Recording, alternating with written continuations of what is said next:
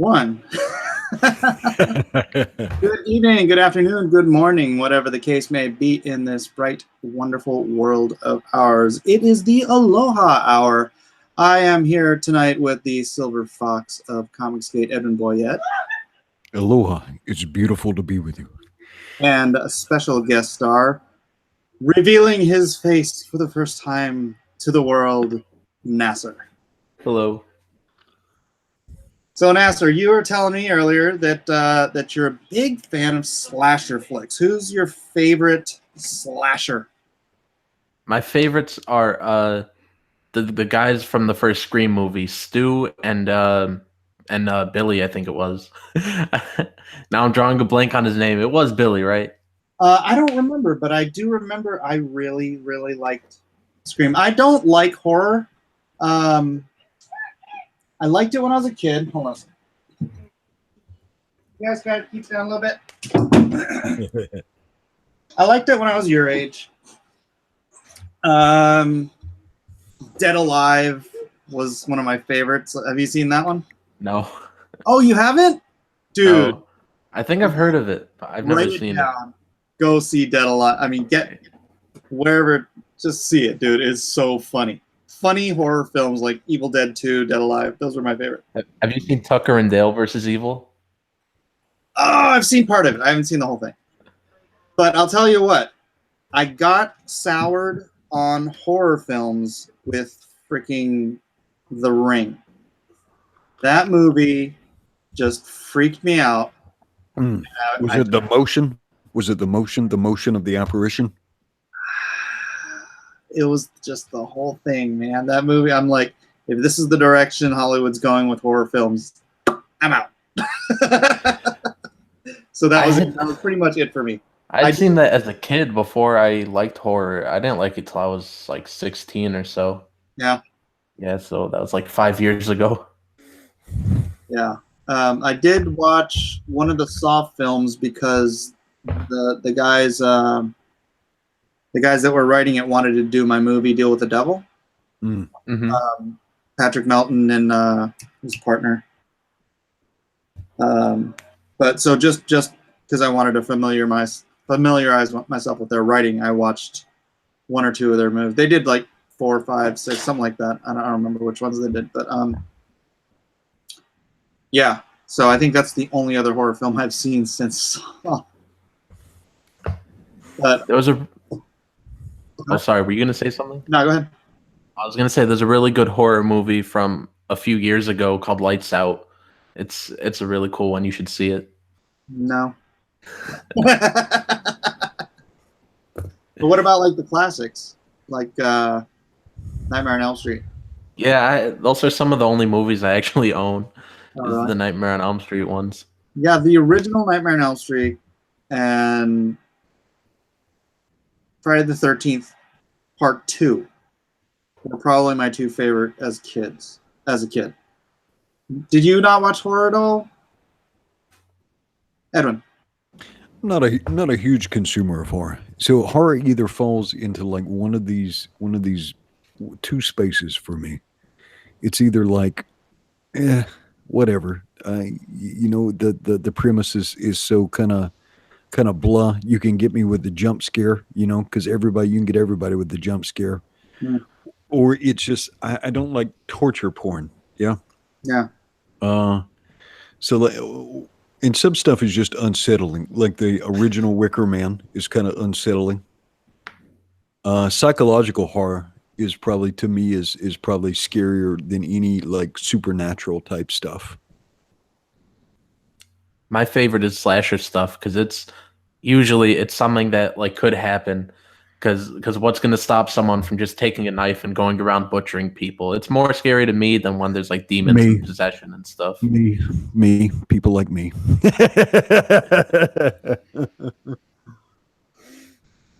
Yeah. I like some action stuff and I like justice stuff, but I don't consume a lot of horror. Yeah. I'm trying to think of the last horror movie I watched. Man, it's been years. Yeah, I was trying to think too. I mean, there must have been something else I've seen. Just called The Last Jedi. Oh, my wife says the last horror movie I saw was The Last Jedi. She might have a point. That's actually pretty accurate. I know. I saw the one with Kevin Bacon in the house that, like, the haunted house. You know what I'm talking about? Can't remember No, the name of it, but I don't think so. there was like there were like pictures of the people that used to live in the house, and like they were hanging from the tree or something. I can't remember. It was another one of those creepy. I might know what you mean, but I can't be for sure because it sounds kind of familiar. Yeah, that's the thing. The whole genre just went creepy. Like super, like trying to get under your skin and get you all freaking creeped out. And I was like, meh. What I hate is that they just go for jump scares. That's like if you had a comedian run up to you and tickled you, and they're like, "Well, I got you to laugh." Is that your technique, Nasser? Sort of. You better watch out. That's good. So Nasser, are you familiar with Alex Jones at all? No, I'm not. Okay, well, then you probably won't have a lot to say about this subject. I hear his name everywhere. I just don't know. I don't really follow politics. It's boring and gives me a headache, and it's all just arguing. Okay, so the word idiot, the basis of the word idiot is from idiotes. It's Greek, and essentially the basis of it was one who refused to participate in politics. Now, there is an aspect of politics that is essentially like cheering for football teams, right? Like you like the guys with the donkeys on the shirt, and you like the guys with the elephant on the shirt. And so there is that aspect of it. But if you don't participate in politics, other people will govern you and decide how you will be ruled. So, whether you like it or you don't like it, unless you want to be a slave and ruled by others, you better show up. I don't know what to say to that. Yes, Edwin, I will correct my oversight and I will become involved in our country's governance and the selection of leaders, and I will become informed.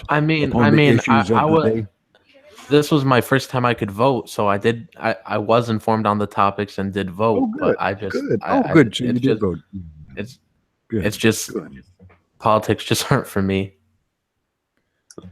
Let politics control you, dude. Yeah. The people who should, Nasser, people are largely apathetic to politics. All right, so let me drop it down because I don't want to sound like I'm. Yeah, well, yeah, you are a part of something that is political. My wife has a good point. Gamergate, Comicsgate is a manifestation of politics, right? It is an absolute manifestation of politics. Now, we're not talking about tax revenue. We're not talking about invading Kyrgyzstan or anything like that. Right? But it is distinctly a political phenomenon, right? Because a lot of Comicsgate is a response to radical progressism, right? And so I can tie in Comicsgate to Alex Jones probably in about a minute. The same people who want to control what can and cannot be made within these comics companies, right? They subscribe to these political ideologies, and so I understand that part. So follow me. Give me a second. All right. They want to control what can be produced, right, and who can produce it. And so that's what happened today with InfoWars. The various agencies, the distribution agencies, found a reason that satisfied their criteria, and they removed InfoWars from Facebook, from YouTube, and from social media, and have deplatformed it. And you can say, okay, well, Alex Jones is this performative guy, right? He's just kind of, he's playing this character, and he's talking about somebody making the frogs gay, and he's talking about chemtrails, lizard people, and water filters. But at the same time, InfoWars actually breaks real news. So it's maybe 90% performance and 90%, bombast and like the silliness. But there's actually like 10% news that reaches people and gets people to look at more serious sources and mobilizes people, right? Mm-hmm. And so it's essentially censorship of a particular political viewpoint. And now, again, Alex Jones is like this radical bombast type stuff. Yeah, it's performative stuff. but it actually influences politics. So what these people did right before a midterm election is they removed this huge voice from this space. And so the same kind of people who are trying to shove everybody out of comic books and control what can and cannot be made are the same people that are acting against organizations like InfoWars. Again, I know 90% of it is silliness and stuff, but silencing voices, and trying to control every aspect of human communication, trying to control every aspect of the movies you can see, right? The songs you can hear, the news you can read, the news you can view, right? The entertainment you consume in the form of comic books, the way you can interact with people on social media like Twitter and Facebook and so forth. Every aspect of human communication, the way that values and stories are transmitted from person to person and generation to generation, right? A lot of the stuff we know and love, we have in common, the things we learn, right? We've absorbed from various medias. I mean, some of the stuff we get from our parents, right? But I bet a lot of the things you know about, you've learned about online, or you've learned with your friends, particularly your generation. There's probably not a time in your memory where you can't remember like Facebook or YouTube or MySpace or something like that. You've probably always had internet in your waking memory, right? Yeah, from about 6 or 7 years old onward. Yeah. Yeah, yeah. So everything you absorb now, particularly, I mean, what do we do? Where are we at right now? We set this thing up on Twitter, on social media, and then we hopped over to YouTube. Now, what would happen tomorrow if, like, some of these weirdos, enough of these weirdos were able to communicate with their friends at YouTube, right? Mhm. And say all these Comicsgate people should be deplatformed and shouldn't have a voice. How many copies of Stardust would you have sold if you didn't have us, if you didn't have Umbrella, and you didn't have Uncle Ethan helping you sell? How many copies would you have sold? I don't know if I would have hit my goal yet. Yeah, because it would have been very hard for people to encounter you. So by stopping this stuff, it stops the transmission of information, and it stops all this related stuff too, right? It stops these small communities from forming, stops us from sharing information with each other, right? Because if not for YouTube, Twitter, and all this stuff, me and you wouldn't know each other because we're thousands of miles apart. We're different demographics. We lead different lifestyles. There's nothing else that would have connected us. And so these progressive people that are doing this stuff, and you know what I mean by a progressive ideology, right? It's kind of it's Yeah, the not blue exactly a haired weirdos. kind of that's a manifestation of it, but progressives aren't necessarily SJWs, right? But probably most SJWs are an extreme manifestation of progressivism. There's some fine lines there, but my point is the same people that are doing it in entertainment are now doing it on all these social media platforms and stuff. And so it is interfering with commerce. It is blocking and censoring the exchange of ideas, and that's a powerful thing because most of the stuff that's being driven in politics now is actually kind of happening at this level, right? Is actually kind of you are engaged. I was making fun of you earlier, but in the last month you have actively been engaged in politics, whether you knew it or not. It was just along a very narrow set of issues. Well, I know Comicsgate is kind of political, but um, I'm not really in it for political reasons. I'm pretty much just in Comicsgate because I like good comics and that's what we all want. And I hate how just because Mike's a Republican, they'll blacklist him. Like I think that's just the dumbest thing. No, you just stated it's okay. My wife wants to give me all kinds of information. You just stated a political opinion, right? Your political Sure. opinion is that people should be able to engage in commerce regardless of their political position, right? Their political position is unless you agree with us, we believe you should be shut down, silenced, and censored. So whether you know it or not, you said something that's very mild, and we're at a place now where unless you espouse these radical progressive views, right? Unless you celebrate all kinds of degeneracy, unless you like your alien better be transgendered, right? Better hit you better Yeah, check off some non-binary boxes. too. if you leave out some of these boxes and you don't kind of pay lip service to some of these causes, you have made a political book. Because if you look at most of the approved stuff now, it always hits these boxes. It always hits these themes, right? And so whether you realize it or not, by making a very mild statement, you have just expressed a political opinion. Yeah, and what's the saying about the all that is necessary for evil to win is for good men to do nothing. Good men to do nothing. Yeah. Yeah. So Nasser, that's you, the good man who doesn't want to do anything. Because if you leave it be long enough, eventually they take over and then they control your life. I mean, not even metaphorically, right? They write the laws that tell you what you can do. They control the outlets that allow you to make a living, right? And then they decide, oh, well, you don't think the right way. You don't speak the right way. You don't follow our rules. Therefore, we are going to deny you the right to make a living, and by extension, deny you the right to life. It's a very fast and slippery slope. Did you have to take a political science course as part of your business curriculum?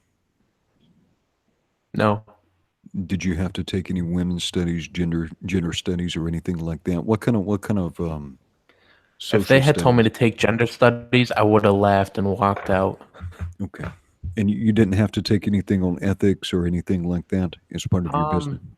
I did have to take an ethics class. Okay, so you didn't get a lot of this. You didn't get a lot of this normative discussion, because I noticed sort of some of this stuff kind of subtly buried in some of my curriculum when I finished up my degree not too many years ago. A lot of it was already being embedded. I mean, my college was very political, but politics are just everywhere and it's overwhelming, and I don't think it does much good. All I see is people arguing and end up blocking each other and mad at each other. And it just doesn't interest me really. But I really hate how people in the comics industry have the whole hive mind where you're either shaving the side of your head or you're out of here, really. Yeah. I hate that. Right. So what was the comic book that made you love comic books? X-Men #1. I have it right here. I keep it on my desk. Yeah. Let me see. What year was that published? 1991, I believe. 1991. Who was the artist? Jim Lee. The inker was Scott Williams. It's written by Chris Claremont. I forget the letterer. Okay. Could that comic book be produced now? I mean, the guys are still alive, so I guess technically yes, but will it? No, it's not. In the story. Content. Sorry, what was that? He means the content of the story. Oh, I wish they were still doing stuff like that today. Right. But that's what he's saying is that. All right, let's take an extreme example: Blazing Saddles. Yeah. Right. One of the greatest, funniest, most relevant, racially charged movies ever made. Did more, in my opinion, for race relations in this nation than any race baiting huckster in the last 40 years. Right? It could not be made today because of the political climate has moved so far to the left in Hollywood and in mainstream media that something that was that important, that vital, in my opinion, no freaking way on earth anyone could make any movie anywhere near like Blazing Saddles today. I mean, that's what we're talking about. And I know, and I understand what you're saying, that, you know, you just hear it and it's divisive, and you know, it breaks friendships apart. But are the kind of people that you want to be friends with the kind of people who would hate you for disagreeing with them? No, and that all goes back to what I hate about the current industry is it's just that hive mind, and I hate when I would scroll on Facebook in 2016, and I would endlessly see the meme that said something along the lines of, "If you voted Trump, unfriend me," and this and that. That stuff was annoying. I don't want to be friends with somebody that's going to say, "If you think differently than me, then screw you." Right. Yeah, I agree. Uh-oh. You and your mic, brother. What happened? I don't know. He's having trouble with his mic again. Nope. Edwin, we can't hear you.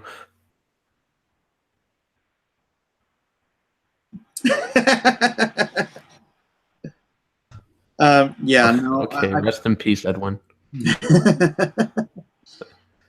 I agree with what you're saying, Nasser, and I understand. I don't want to feel like we're a couple of old fogies trying to pressure you into taking a stand. No, you're good. Yeah, I'm just we're just trying to impress upon you that, and you are young, so I didn't get terribly politically involved until I was older than you. Edwin? Test? How are we now? You're okay. Yeah, we can hear you. Yeah, I was telling Nasser, I didn't get I mean, I got a little politically involved, but I didn't get terribly politically involved until I was, a little older than him, because I started paying attention, and that's what it was. I started because I would draw, and I would listen to talk radio, and whatever it was. Actually, what I enjoyed prior to getting really even politically involved was Crossfire on CNN. Mm-hmm. Because I loved hearing both sides of the issue, and I loved hearing people passionate about both sides. But that was at a time when a guy on the left and a guy on the right could sit across from each other and rationally and reasonably discuss their differences. And it's gotten so freaking weird now. Yeah. Where oh my gosh, people. I had a friend on Facebook post something like, "I blocked 18 people today. It's been a good day." I'm like, I feel sorry for anybody who brags about blocking people. I'm sorry. Like, what do you want? You want a cookie? Like, I don't know And why. people are bizarre, and I understand part of what you mean. If people want to yell and shout, you're not having a conversation at that point, right? And it is very hard to change most people's minds. And so you can argue about politics, and you can score a victory, or you can BTFO somebody, but they're going to walk away for the most part just entrenched into their position and angrier. And so you can have a discussion like at this level. And I've shared this story a couple times. Do you remember those Love Trump's Hate rallies where people were counter? Okay. All right. So we had one here in Waikiki. And me and my wife, on the spur of the moment, went down there and held up Trump signs. Can I have one of the Trump signs? Oh, yeah. We went and held up Trump signs. Now, my wife is a native Hawaiian woman. She's not white. She's got a pale complexion, but if you look at her, she's got Polynesian features. Yeah. Yapa. All right. And so we went and held these up. We went and held these up, right? Mm-hmm. Actually, and I think we didn't even hold the Trump and Pence sign out. We just held the MAGA sign out. It smiled at people and waved at people. And maybe, I don't know, maybe I looked menacing, but I was trying to make a big old smile. 800 protesters walked by. Probably 60% of them cursed at us, spit at us, called my wife a fascist, a bigot, a Nazi, a racist. It was so funny. These dirty little Halle boys in their skinny jeans calling my wife a racist. It's a bizarre thing when skinny little mentally ill SJW white boys call my native Hawaiian wife a racist. Yeah.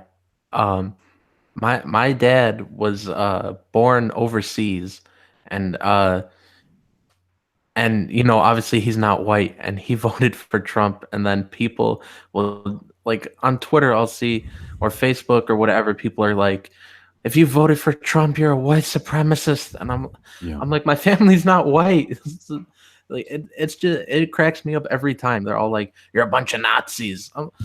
I'm like, my dad's an old man. What is he doing? He's sitting in his room all day, or he's at work. Either or. Like, it's just, they're just insane people. With it, and then the interesting thing was my wife put on a Trump shirt and went down to the women's rally, the women's march, right? Because she's a woman, so figured go down and celebrate being a woman at the women's march. The primary reason she went down there is there's an organization that's sponsored by the Communist Party of America. So the same guy who runs the Communist Party of America is a guy named Bob Akavian. He also has organized this group called Resist, right?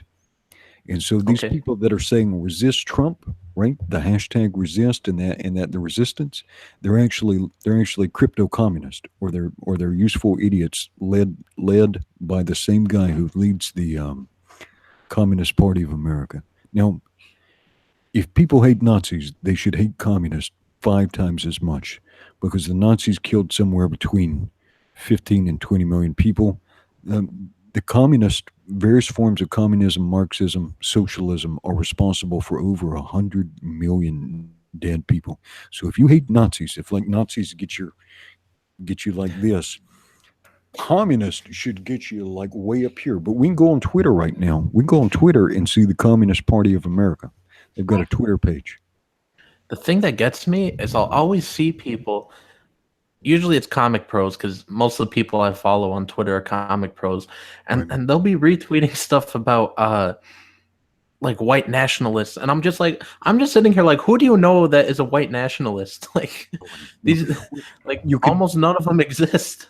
Okay, this bunch of Nazi stuff is evil, because under this, they're calling people like Mike Miller and me a Nazi, right?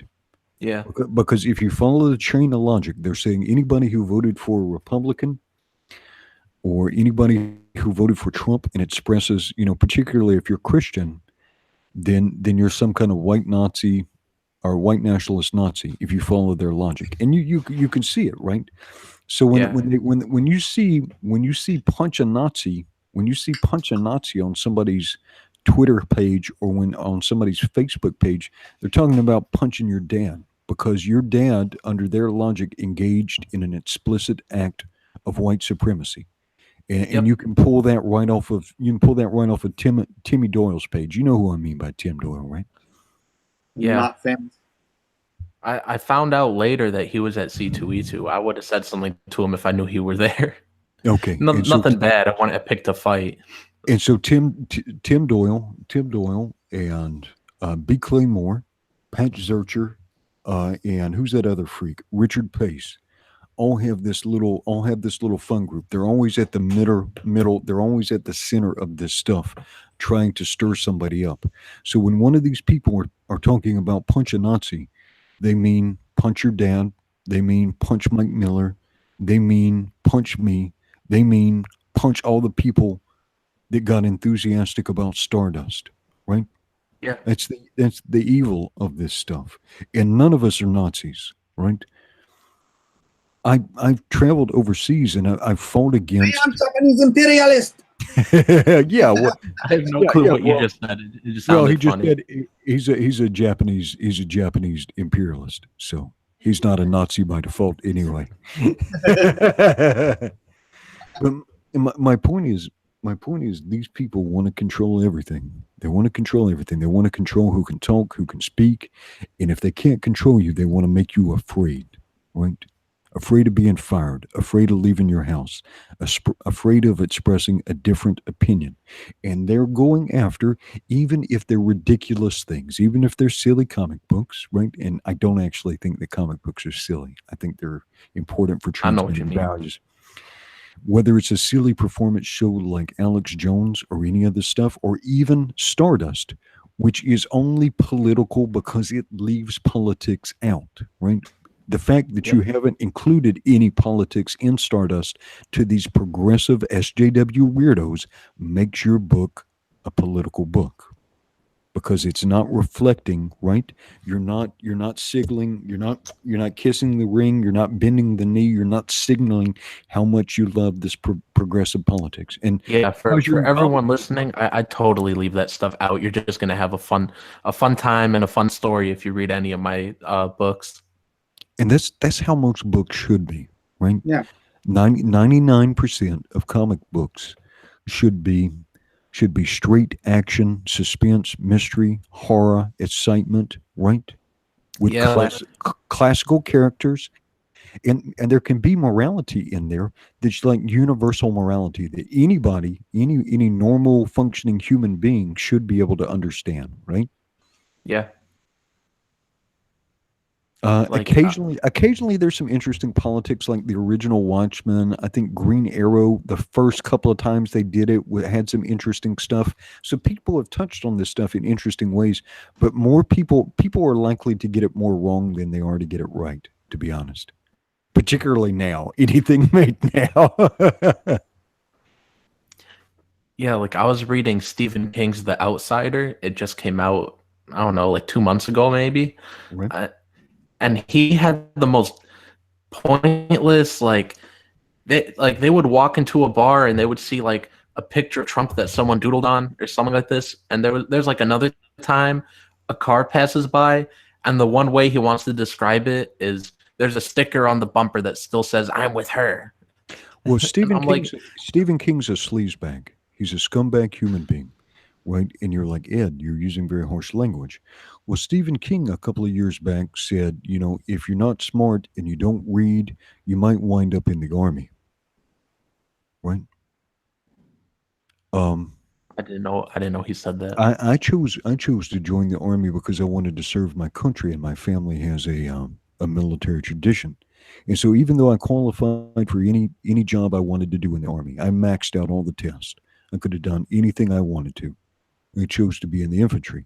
And when I was over in Bosnia, I used to enjoy when I was relaxing. I used to enjoy spending time reading Stephen King stories. And so one of the things we did in Bosnia is we enforced order. We removed weapons, so if they went back to war with each other, they'd have to do it with sticks and rocks. We spent a lot of time pushing old ladies out of ruts in these broken streets. We stopped a couple of riots. We took down some landmines, and we would go and break up sex trafficking. So all in all, the United States did some pretty good stuff, right? We did some Yeah. legitimate peacekeeping. We can argue whether or not we should have busted up Yugoslavia in the first place, but we did some pretty good stuff. And when I would come back from patrols and wanted to relax and come down off this high level of alertness, I would bust out a Stephen King book. And imagine when I come back, right? Come back a couple years later after my service is wrapped up, and he's saying, "Yeah, if you don't read when you're a kid, you'll be an idiot and you'll wind up in the army." So Stephen King is disconnected from reality and is a sleazebag. That is a sleazebag sentiment. He's dead to you. He's dead to me. Stephen King, me and you, locked room, 2 men enter, only 1 man will leave. My friend Ed McGinnis actually almost ran Stephen King over. He lives in the same town as him. Accidentally or purposely? The guy he just walks around with his nose buried in a book, and he was like crossing the street, and Ed wasn't looking, and then like looked up, and suddenly Stephen King's in front of him, and he like slams on the brakes, comes within 6 inches of hitting the guy, and he doesn't even notice. He's still got his head buried in his book and just keeps walking. Was this before or after he actually got hit by one in, I think, 1999? I'm not sure. I'd have to ask Ed. Well, yeah, but the point is, all right, and so let's tie it back into InfoWars. Okay. It's the same kind of people, and oftentimes not just the same kind of people, but exactly the same people. These progressives, who again want to control and censor every single aspect of human communication, right? Because imagine we go back to whenever you encountered X-Men 1, and now Or say you're at this point 10 years from now, there's no X-Men 1 for you to encounter, right? Because these people have changed all this stuff. So you can't get exposed to this stuff. You have nowhere to learn these ideas. You have nowhere to be exposed to this type of story, this type of plotting, traditional ideas of heroism, traditional heroic archetypes. You're now a different person because you haven't been exposed to this material. So it doesn't take too many generations if you can control all areas of human communication, whether it be stories or movies or the news. If you can control all this stuff, you can radically affect people, right? Yeah. I don't know what to say. Well, what I wanted to tie in for you is you are actually engaged in political behavior. I suppose in some ways, but And so you can engage in political behavior without yelling and screaming at people or arguing about tax policy or arguing whether or not you don't even have to argue at all. But there's ways you can stand up and support people. Essentially, I think our position comes down to is people should be able to communicate freely and free of coercion, right? Free of coercion and control and reprisal. Who Mike, there was a girl who has a head that looks like a potato turned on its side. She literally has kind of like a head that looks like a watermelon. And I know that sounds like hyperbole. She's like an editor at Marvel. I forget what her name is. And she may that doesn't narrow it down. She may have had purple hair, but I think she said, if you voted for Trump, we will remember. Oh, I can't remember her name, but I know exactly what you're talking about. Yeah. Wasn't it Alana Smith, actually? Yeah, you're right. Alana. Yeah. And so have you ever heard editorial? I know you got C.B. Cebulski to say that they said, oh, Max Bemis, stop telling people to eat your butt, Max Bemis. Don't do that. Yeah, I don't believe CB. I've never heard any of Marvel publicly correct any of these people, right? For any of these schemes or scams they were involved in, for any of these horrible things. You remember, again, like Mark Waid used to have that I punch Nazis thing on his profile. I think maybe Dan Slott too. Again, let me translate that for you. That means they want to punch me, they want to punch my wife, they want to punch Mike Miller, they want to punch your father, and they want to punch probably half the people who bought Stardust from you. If Mark Waid ever saw an actual Nazi,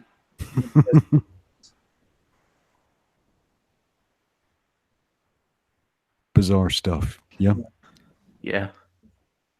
But you are engaged in political behavior. So Stardust. Yeah, everybody should back it. It's probably the reason. Well, probably the reason they killed all the aliens. It's probably Trump is in power, and so the military and the armed forces are operating at a higher level of efficiency. So that's the only reason there was only one alien escaped.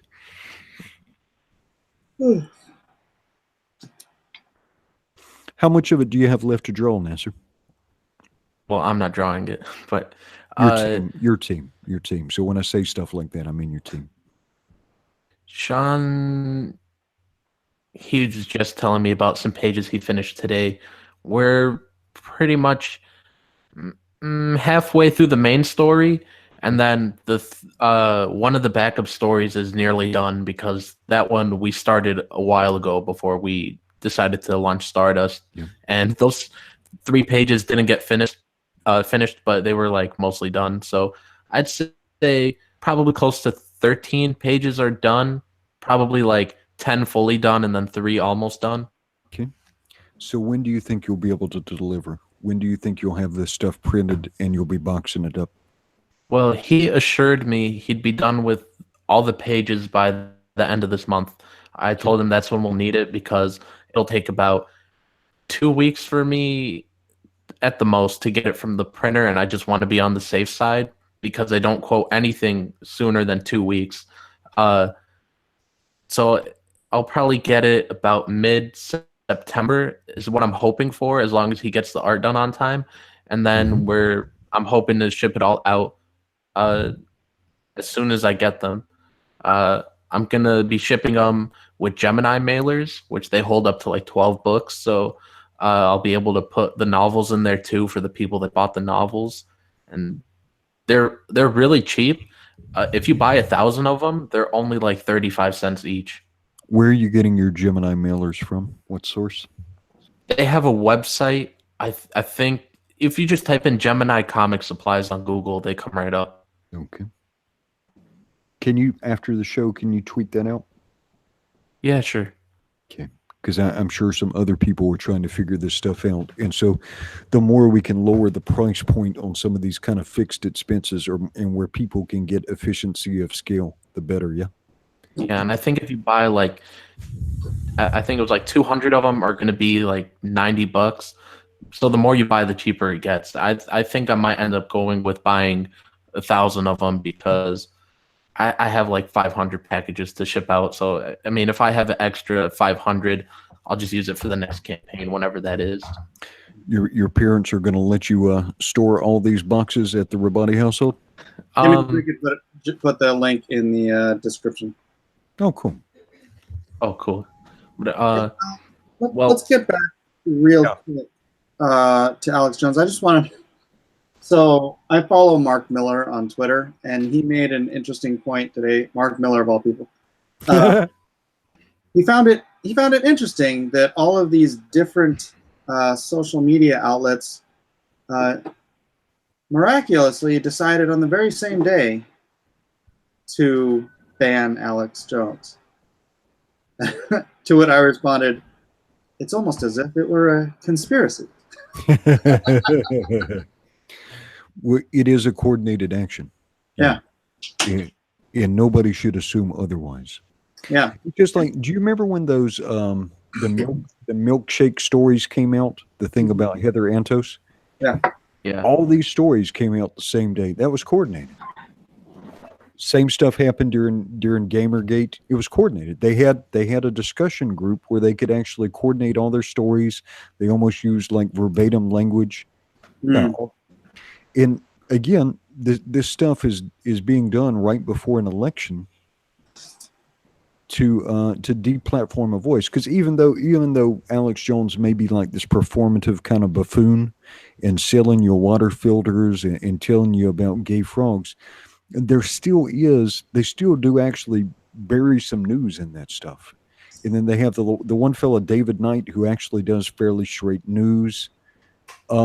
And they get people talking together and at least looking at this stuff. So they drive discussion. Watson was InfoWars, wasn't he? I don't know if he still is. He does, I think he does pieces for him. I don't think he does something every day, but he does periodically. He does stuff for him. Yeah. But yeah, how much? That's as straight a shooter as you're gonna get, Yeah. I mean, he's energetic. But I know. If I remember right, I think InfoWars had the POTUS Thump Boys on when they did the first 100 days. I think that's how we first heard about it from InfoWars. Yeah. Oh, interesting. Yeah, it's a bad freaking sign, man. That these companies, and it's this weird conundrum because they are all privately held companies, but they are bottlenecking the information for all of us. I mean, we all use these social media platforms. It is almost,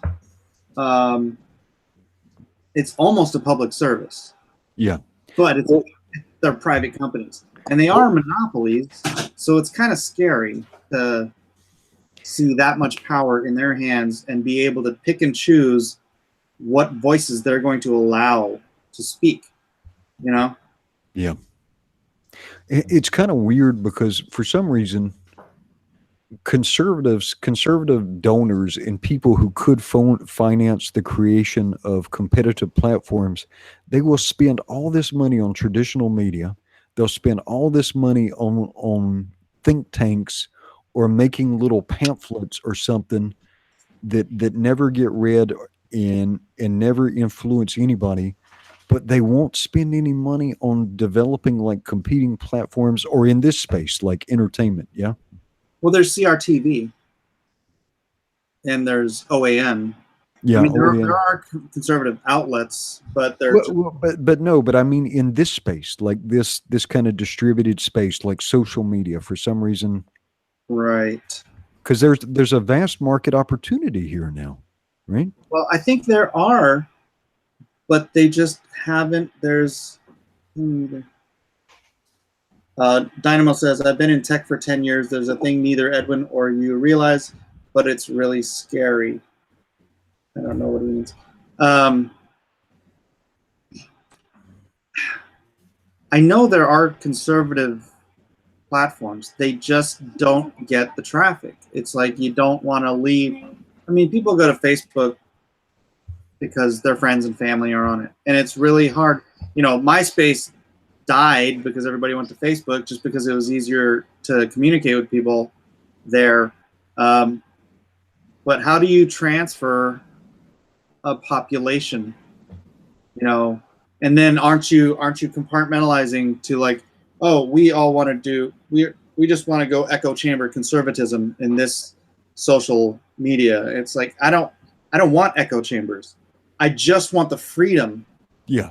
to not have my livelihood and my voice shuttered by. I mean, I hate to say this in the core of my being. I hate to say this, but these companies might actually need to be nationalized for the sake of free speech. Yeah. Well, because What does that they mean? can. That means the government takes them over. Yeah, it means they're treated as a utility, so they would have certain. Yeah. I hate it. It's dangerous ground. It's dangerous ground. I know. Because when a certain type of people come into power, if these services are nationalized, if you think they're bad now,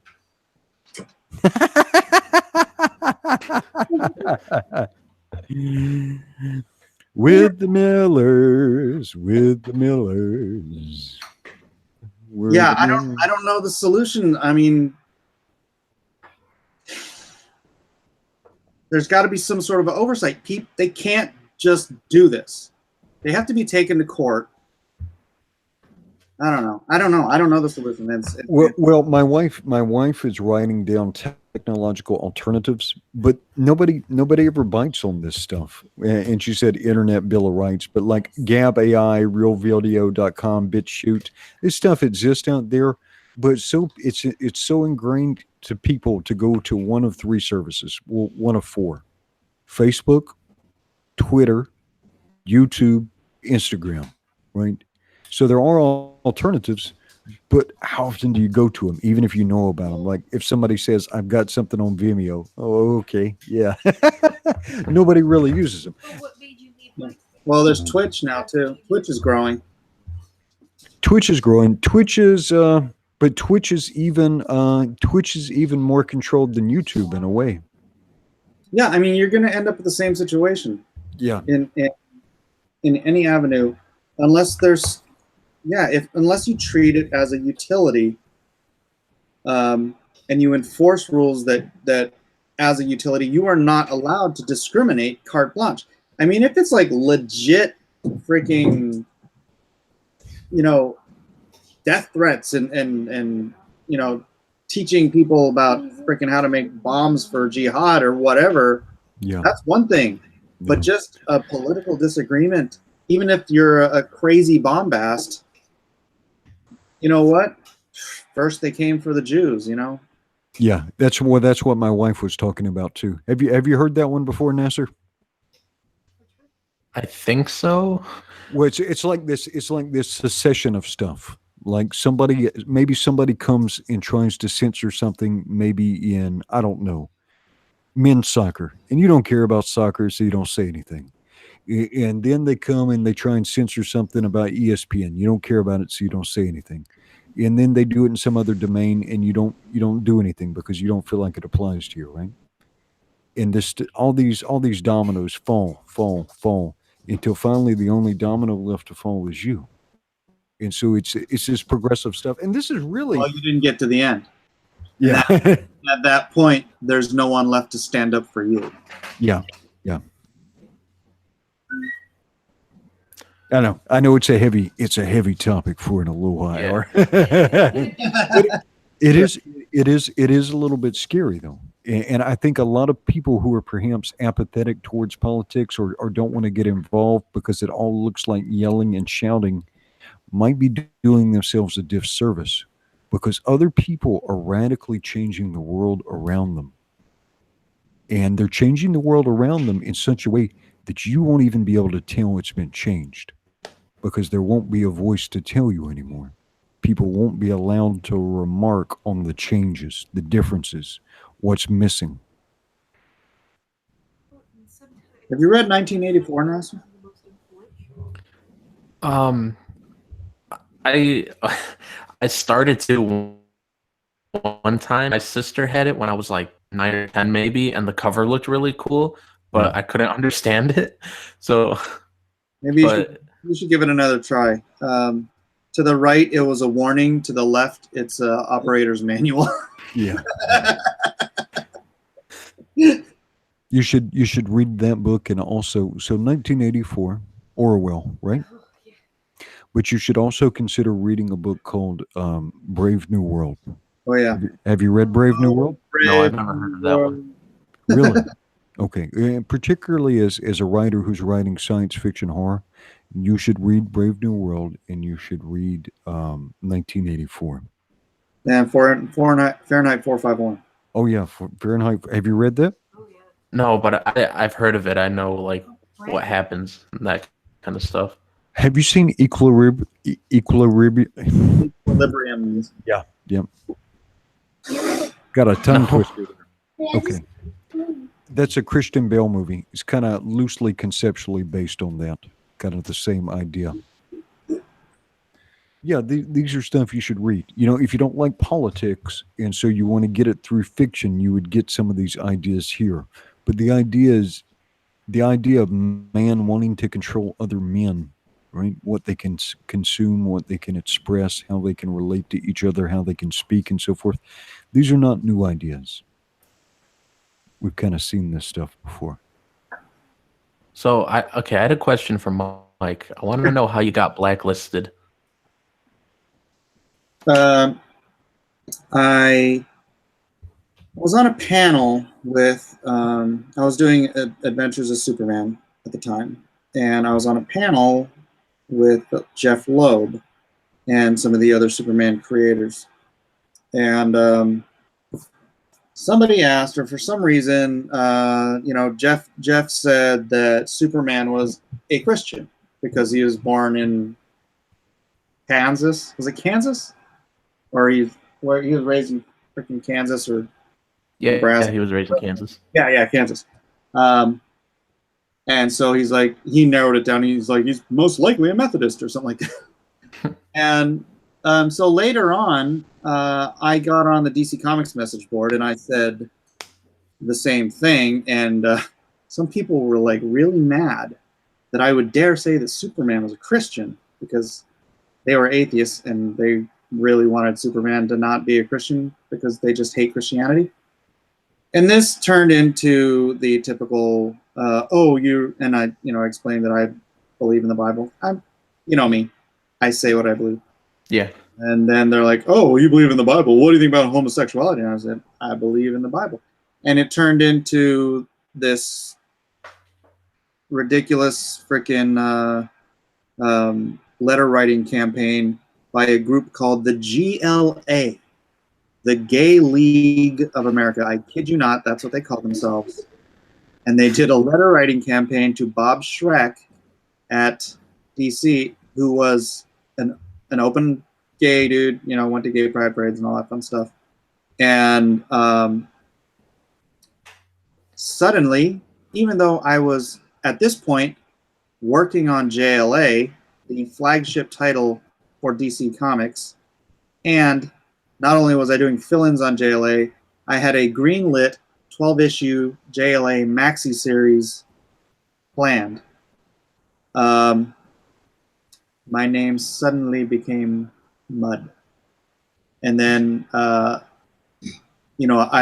confronted my editor.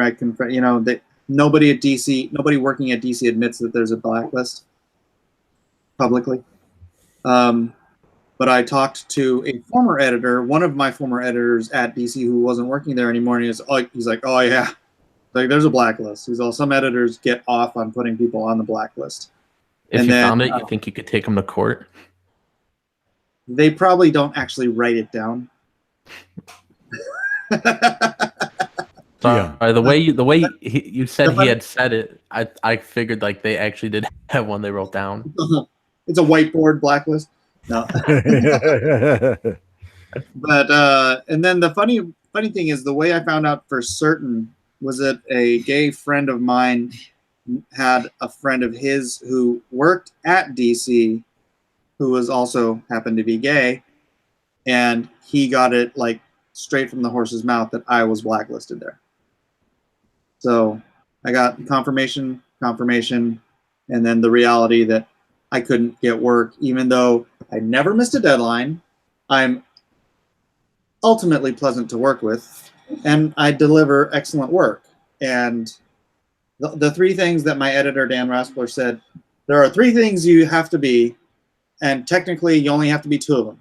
You can either be good to work with and never miss your deadlines, or you can be good to work with and turn in excellent work, or you can be turn in excellent work and never miss your deadlines.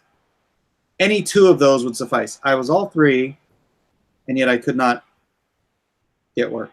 So that was my blacklisting experience. And particularly if you are a Christian, you can treat people with grace and with dignity and kindness. And so when Mike said that answer, when people asked him what he believed about stuff, and he answered he believed in the Bible. Okay, but Christ also demanded of us to show, grace and kindness and patience with people. And so even if you believe in the most literal interpretations of the Bible, that doesn't mean you can't work with people of various backgrounds and treat them with dignity and respect. Well, yeah, when I ran my own company, I hired gay artists. I published gay artists. We hired a gay. I wouldn't say he was an intern, but it was a friend of mine, and we hired him to work at the office. There was no freaking. We didn't cast judgment on anybody. The only rule we had that we got grief for, because it was a rule, was that if you were publishing with us, you couldn't be producing pornographic imagery at the same time, because we were an all ages company. We had our motto was books for all ages, right? And so we didn't want some kid picking up a copy of Lions, Tigers, and Bears and going, oh, I love this artist. I'm going to go look him up. And then, oh, gay porn. Right? So that was our rule. We're like, if it's your past, whatever, but you can't do this stuff while you're publishing the stuff that we're targeting towards kids. And that was like the only rule we had that had anything to do with any of this. And of course we got grief for it, because it's a rule, And they're like, oh, it's all, you're anti-gay. I'm anti-porn. Mike, we've got I guess 180 some viewers, and we've got some new people in the house tonight. So let me orient people. All right. Mike Miller is one of comic books' greatest artist, and he was responsible for multiple titles, but most recently he was responsible for Injustice from DC Comics. He was also responsible for a lot of the material that showed up in some of the Game of Thrones works, hand-selected and maintained by George Martin, the author of Game of Thrones. And we find ourselves in a position now, and I'm talking to Pokey directly, because that name feels like you might be a fellow Hawaiian. Mike was born in Hawaii. I live in Hawaii. And so generally every night around this time we have what's called the Aloha Hour. And we talk about, just kind of different topics. And so what we were kind of covering tonight, and we're touching on, is how today Apple, Facebook, and YouTube, all these large technology companies, simultaneously at the exact same time, deplatformed Alex Jones in InfoWars. And then we were kind of tying this in comic books, which may seem silly to a lot of people, but in comic books, Republicans and conservatives have been suppressed, fired, will not be hired, kicked out, intimidated, harassed, and blacklisted for producing comic books.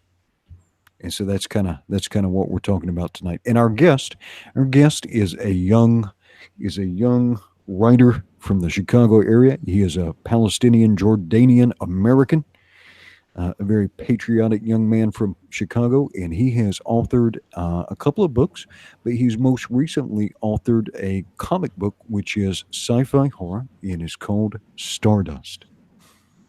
And you could get it on Indiegogo. Jiminy will put it in the link. Hey, but Mike, what you were saying, that actually happened to me once with this artist that I found a few months ago on Cyberforce from Top Cow. I loved his art, so I looked him up to see what else he worked on. It was all like erotic comics and porn, basically. Who was it? What's his name? Do you know his name? Yeah, it's Atilio Rojo. I don't think I know. Yeah, it happens. It happens. You know what? If you have standards and rules, somebody's going to complain about it.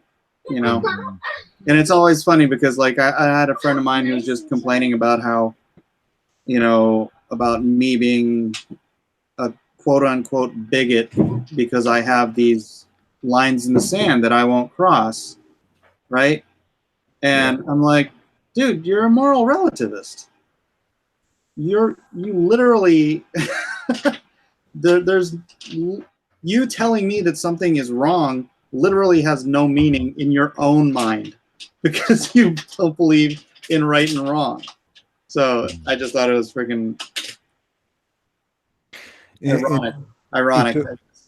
So for people who may be getting oriented to Comicsgate for the first time, we've got people from all different kinds of political opinions. We don't tend to have a lot of hard leftists, but we do have plenty of liberals and so forth. We have plenty of people who are, in fact, I would say probably 50% of people who are in Comicsgate are probably kind of like Nasser, where they're kind of apathetic or indifferent to politics. And then we've got people like me and Mike who are probably kind of on the right-wing side. But as long as your politics can be completely different than mine. But if you believe that that free speech is sacred, if you believe that men should be able to earn a living and not be able to be coerced or excluded because of having the wrong political position, we can disagree on everything else as long as we can agree to talk to each other without screaming at each other. If we can agree on that, I don't care what your politics are. It's irrelevant. Chester says, I'm a morale realist. Yeah, a morale realist. Moral, but I'll take it either way. Well, I want to raise your camera. Yeah. Cecil says it's on. It's on. Yeah. Yes, Cecil's going to banter you from the chat since he's not in here. But we're going to be nice to you, Nasser. Yeah. Absolutely. That's a relief. We're gonna drag you out of your shell, kicking and screaming. Well, actually, you have warmed up a little bit, though, Nasser. Yeah, I'm kind of awkward and shy at first, and then I get awkward but not as shy. The only thing I would tell you, and I don't want to get down on you or anything. The only thing I would tell you, until you improve some of your delivery, jokes that involve like somebody being unconscious, or duct taped, or tied up, or chloroformed, maybe those jokes aren't for you just quite yet. Yeah, there's a reason that horror and comedy don't always work together. So try not to reach into the horror bag for your comedy. Gotcha. Try to go in a different direction. Nasser's a good kid though, and I think we kind of put a lot of spotlight on you, and yeah, I hope we don't embarrass you sometimes. Cecil says, I have a face made for radio and a voice made for books. That may be accurate. That may be accurate. But I, as a fellow man who has a face made for radio, I don't mind saying that. So it'll be okay. Hey, Mike. Yeah. We have a Facebook group now for Yes. the Yes. Lone Star Squadron. Isn't that lovely? Yeah. And what's it called? Well, I will bring it up right now. And I think, and we just started this. She changed the name of it, right? Because it's the same page I gave. It was the Blacklist comics group, but I think she changed the name to Lone Star. Is it Lone Star Squadron? I am pulling it up right now. It is the official Lone Star Squadron fan group. Ah. And it was just started. It was just started a day ago. It was just started a day ago. We already have 57 members. That is beautiful. And the moderator for the official Lone Star Squadron fan group is not only the biggest Lone Star fan, but she is also the biggest Starfire fan in all of comic books fandom. She is the single greatest Starfire fan. And she's right there. And we appreciate all her hard work. You should become. Are you a member of the Lone Star Squadron, Nasser? Did you back the Lone Star Squadron? Yeah, I was like backer number 10. You were backer number 10? Oh yeah. All Yeah, right. something early like that. Oh, and another thing has been started today, and that is whatiscomicsgate.com. Do you have any cricket? Could you link that? It's right above you from Pixel Trader. Whatiscomicsgate.com. And that has a beautiful summary that was done by Mike Miller that explains what Comicsgate is. It also has a link to the Indicron tracker, which shows the current funding of all these various Comicsgate authors and friends who have open projects. Speaking of which, where is Lone Star at? Did we sell any Lone Star tonight? I know we try not to do the hard. We try not to do the hard sell There's sometimes. only 6 days left. I should be humping and pumping this thing, but I'm like, yeah, but stuff is important. I mean, we got to talk to people about stuff. Yeah, because they're changing the world around you. And again, once it gets changed so far, and they're controlling all the transmission or all the communication of information, you will no longer understand what's being changed. All right. Yeah. So Lone Star Heart of the Hero is now at $44,000 and $44,742. so I think it's moved a little bit. Yeah. A little bit. All right. And so if you've not bought into Lone Star yet, here's the idea. Here's the idea behind Lone Star. Imagine a patriotic figure, right? And this is World War II. It's the story, well, the part of the story you'll get starts in World War II. And Nazi Germany actually has a superpowered villain, right? The Iron Cross. The Iron Cross. And they're using his powers. They're using his powers to take over Europe. The United States Navy has a few of these experimental fighter jets. And so they send the person who ends up becoming Lone Star and some other people to go try and take out the Iron Cross, or otherwise Europe is going to be completely lost to the Nazis. Okay? They are successful, but the best friend, right? The wingman of Lone Star, the wingman of Lone Star is killed.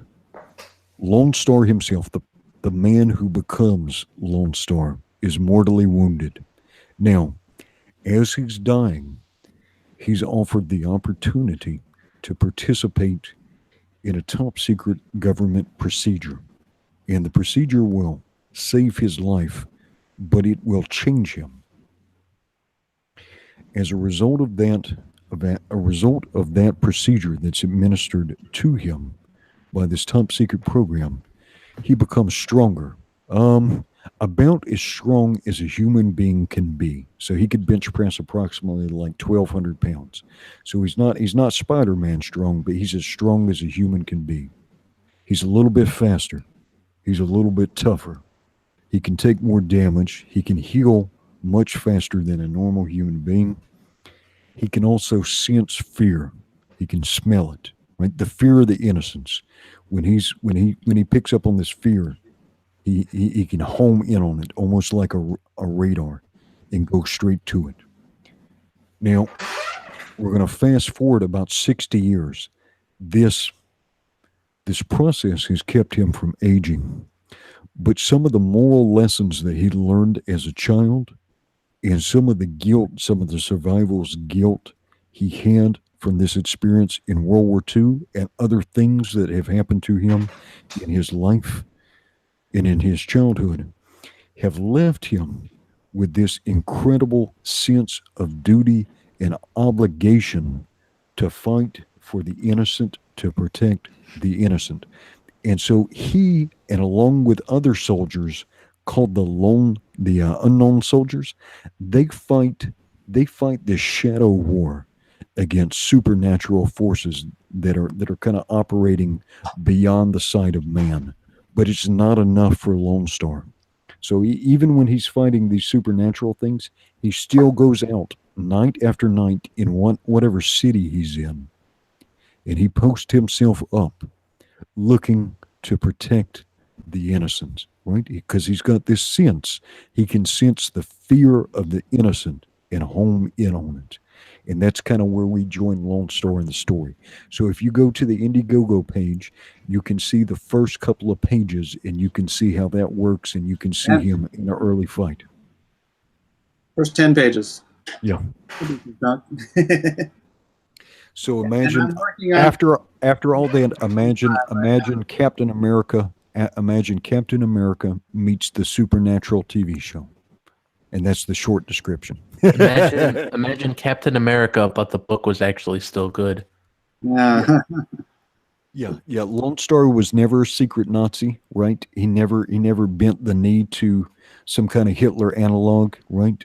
He remains patriotic. He has a deep, almost a compulsive need to protect the innocent and to defend his country. Yeah. Hey, somebody asked if there's going to be Lone Star versus Bigfoot Bill. Let me see that? So this is page 24, 25. I don't know how well you can see it. Your camera's terrible. It's a potato. So there's Lone Star in the corner. And so, yep. Probably, this might be the only double-page spread in the entire series. I'm not sure. I'm not a big fan of using up this much space when I should be telling a story. I'm really more story-centric than I am flashy page-centric. But, you know, little eye candy here and there. People enjoy it, so. Yeah. Here's what it is. Yeah, imagine Captain America, but he's a Texan. And so probably Lone Star, if you have the spectrum of he has Captain America's patriotism, but he might be willing to go a little bit closer to the Punisher's methods. He's not murderous per se, but he is a little bit more ruthless against the guilty. Yeah. If you want to click through, I don't know, I could show it, I guess. Let me show it. Show some of the pages. Hold on. Let me screen share real quick. Mouse cursor disappeared. And I'm gonna check on Stardust to and see how NASA's doing. All I've had tonight so far in the last couple of hours is a refund. Oh no, NASA. No, Cecil, stop. Was that Cecil? No, it wasn't. Me and Cecil are like best friends now, but I'm still trying to get him to act out who's on first with me. Couldn't you? Well, he was trying to get you to first base the other night, but you wouldn't go there with him. You kept telling Cecilia no. Yeah, oh Cecilia. Yeah, so here's a cover of him fighting some vampires. And then, yeah, you guys can stop and go look at LoneStarComic.com and check it out. Take your time, read the scripts. But here's the first 10 pages real quick. If you want to see what we were talking about by him being a little more visceral, a little more willing to get messy. Here's some of his fight scene. Then here's what we're talking about. Sometimes you gotta discipline the bad guys the right way. So, Mike, what kind of script do you write when you write for yourself? I tend to write beats and dialogue notes. So if there's a particular line that I want to use, I'll write it in my beats. So it's sort of plotting with a little bit of dialogue here and there. Cool. Hey, Mike, we just have we have a new addition to the Lone Star Squadron from Chap. Yeah. And the new addition is actually my brother. So my brother in chat, Chain Jewel 32. Welcome to the Lone Star Squadron, buddy. Welcome to the Lone Star Squadron. So you now have 2 Boyette backers. Right on. Right on, right on. All right, so that's it. Again, LoneStarSquadron.com will take you directly there if you want to check out these pages a little slower than I'm doing. I know I should be pimping this really hard. I only have 5 days left, ends Sunday night. But I don't want to shit. Mike, I'm sorry. Chester Busby just called it out in chat. I've got to do it. Everybody is going to get a little bit loud, so if you've got headphones on, you might want to turn down your volume. I'm going to give you 5 seconds. 5, 4, 3, 2, 1. Lone Star Squadron! Ho! All right. All right. I'm glad I didn't hear that.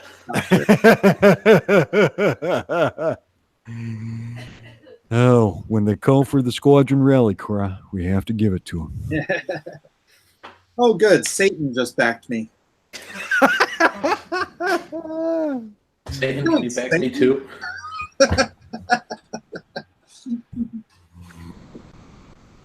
There's 2 words I never thought I'd say.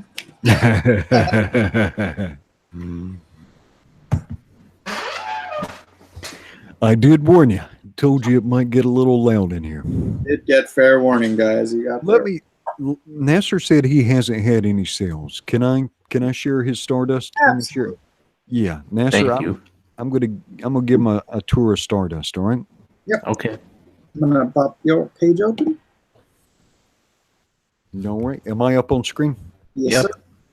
Okay. So this is Stardust issue 1. This is by Nasser Rabani and Sean Langley. Jiminy Cricket, can you post a link to this in our YouTube chat, please?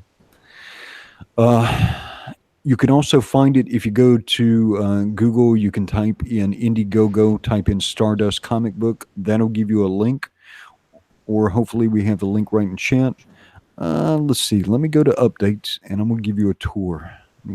Actually, let me read your summary because I think you have a good summary. Here's the overview. A group of aliens lands on Earth. What happens when there's only one survivor? Horror fanatics Nasser Rabani and Sean Langley are proud to introduce their new horror sci-fi comic, Stardust. This is a one-shot issue, and if it does well, there's the potential for Nasser and Sean to launch more horror comics. And let me go to the updates because I think we've got some. Which is the entry that shows the lettered pages? It's probably from like a week ago. Is it It'll art, say art it'll say update? it in the no, it'll say it in the title. It says lettered pages or something. It says lettered pages. Okay, because that's what we want to see. That's what we want to see. Posters arrived. Bookmarks arrived. Yeah, you're almost there. Little more art updates. Is that it? No. Possible new tiers. See more updates. Sorry, I gave like 15 updates probably. Oh, Okay. there it is. It says lettered pages. I see it. Lettered pages. Here we go. All right. Let me make this a little bit bigger so we can see it. Is that well centered on my screen? Yeah. So it has a very attractive cover. It has some beautiful art, again by Sean Langley. Nice, very nice work. Nice perspective.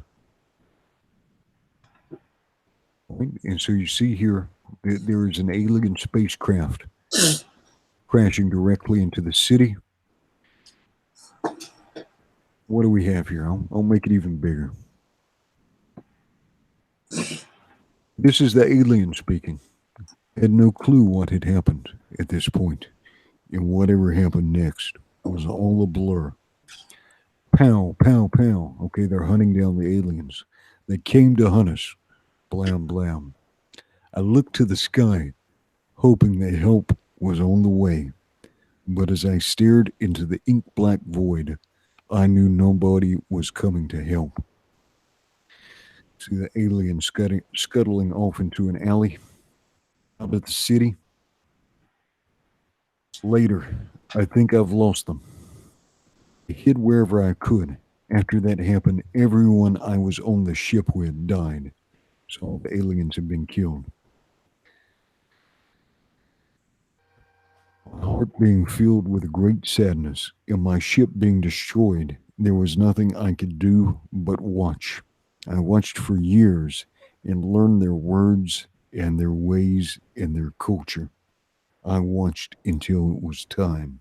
That sounds kind of foreboding. And that's all Yeah, it the takes. fun happens next. Yeah. So this is Stardust by Nasser. What's your cheapest entry point for Nasser? It's $5 for the comic. That's Is the that- cheapest. For a physical comic? Yep. Okay. So $5, and it's, I guess the shipping it makes it like $7. Yeah? It makes it 8 after shipping. Okay. So for $8, you can get a copy of Stardust in your hands. Yeah, and oh, sorry, you could say whatever you're going to say. Yeah, so this is the first comic book offering from Nasser. So after you've already backed LONESTAR twice, go ahead and back Nasser once, because he's a good guy. He's a good guy, and he's put together a really cool project. And I think we're going to see a lot more good things with Nasser. Probably not a lot of comedy books, but I think we'll see a lot more sci-fi horror from Nasser. There is actually a comedy coming. Oh my god! Because there's probably that probably breaks a law of the Geneva Convention. and I think it's coming in October. And so again, Nasser will be having a second horror book in October. It will just be actually I might have one accidentally in horrific. September. No, I might have another horror comic in September, but in October, I'm pretty sure I'm launching a comedy with Donald DeLay. He came to me with an idea and about a bounty hunter, and he pitched it to me as Lobo, basically. And I was like, well, I'd never read much Lobo, and he's like, have you read Wolverine? And I'm like, yeah, I love Wolverine. He's like, just write him as Wolverine, and he's saying it's an action comedy, and I'm like, I'm not funny. Have you ever talked to me? Like, Nasser, if you're having problems, you know who you should beg for help, and you Mark should do Pellegrini. it. Mark Pellegrini. You should beg. I actually sent him the first 3 scripts, but I don't think he's read them yet. But Cecil says a second book. Stop threatening us. Nasser's comedy is horror. See, that's what I was saying. So again, this next book that comes out will also be a horror novel. It will just be accidentally a horror novel. But I'm sure it'll be fantastic also. yeah, then me and Sean have a terrifying book coming after this one, but I don't know when we're launching. But it's going to be called Serpent World of Terror. And it's going to be an ongoing. I want to link something real quick because you said you were doing a book with Donald DeLay, right? Yeah. Is it Donald or is it Donald? I just say Donald. There's no D at the end. No, I'm not saying Donald. Oh. I'm saying, is it Donald or Donald? Is it hard or yeah? Anyway, Mr. DeLay. I don't know the real way to say it. Mr. DeLay is essentially like Alex Jones in InfoWars. So Mr. DeLay committed the crime of saying, hey, some of the stuff that diversity in comics is saying is kind of actually accurate. And for that crime, I think his collaborator wouldn't have anything to do with him. People unfriended him, blocked him, cut him out. And so this is exactly what I'm talking about. So the person that you're getting ready to do a collaboration with is Alex Jones to these people. It is exactly the same scenario. He engaged in wrong speak, and so they tried to make sure he couldn't earn money, right?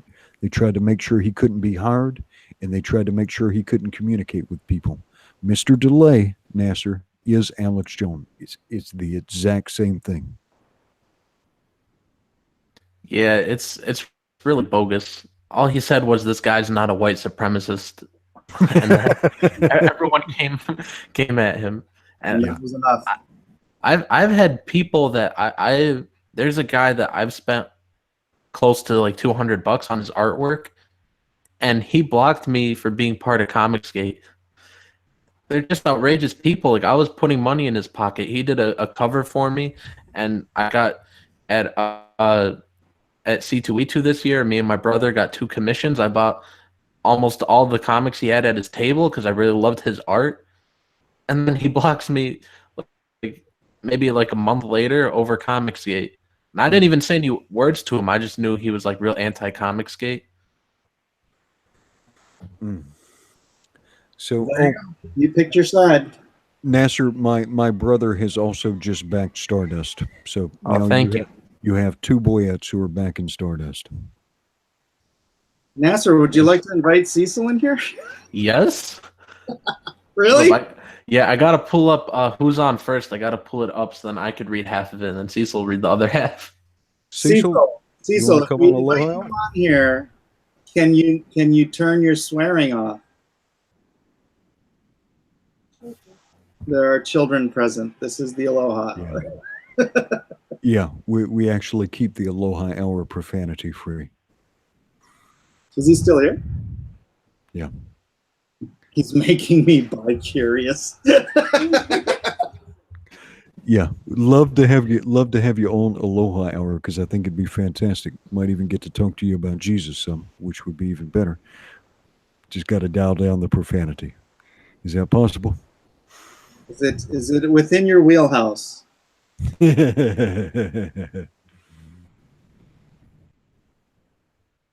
us know, Cecil. It's up to you. No cursing, no Cecil. Is it like Tourette's? I just need a yes or a no. I think he's debating it in his mind. Where are you, Cecil?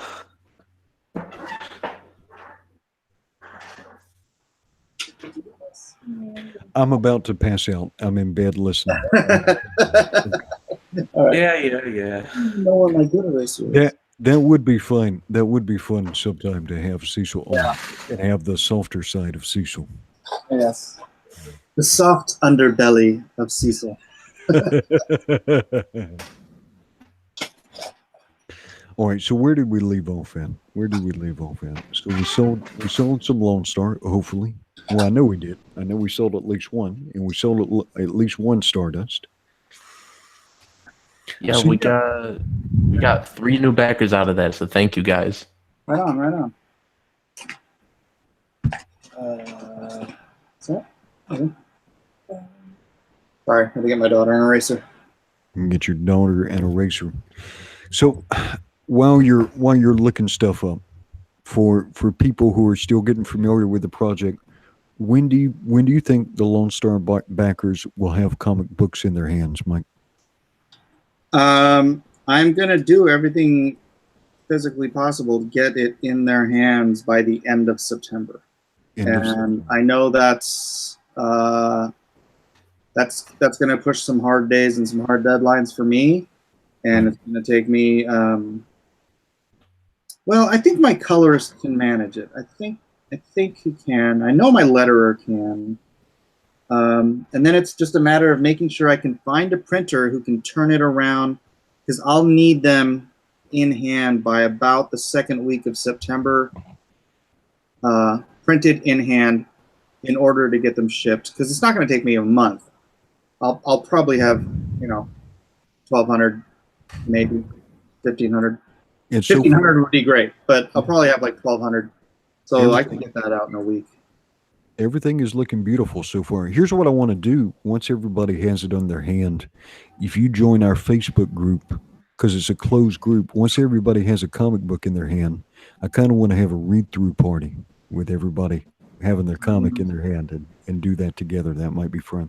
I cannot wait to just get people's reactions to the finished first.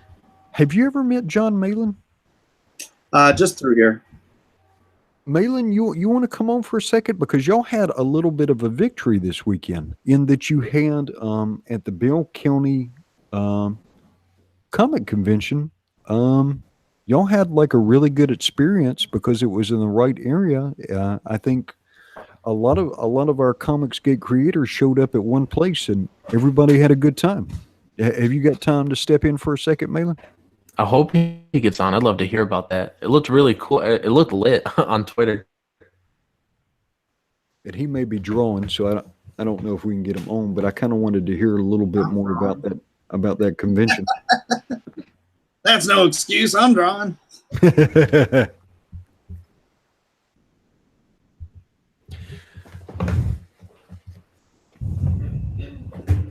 Get John on. No peer pressure or anything. Just 187 people were saying get John on.